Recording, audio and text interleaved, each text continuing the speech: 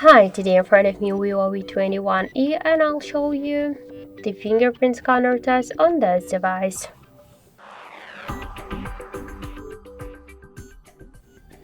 So I just set up my fingerprint to the scanner and now I'll make a couple of tries to unlock the device with my fingerprint and we'll see how fast this feature is and does it works. So let's start.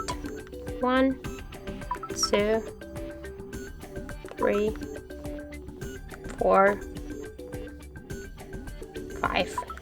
As we can see, the fingerprint scanner works here fast and correct, and we just unlocked the device successfully.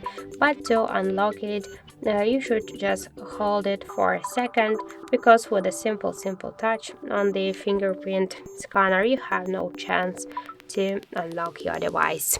So thank you for watching, and if you find this video helpful, leave thumbs up and subscribe our channel.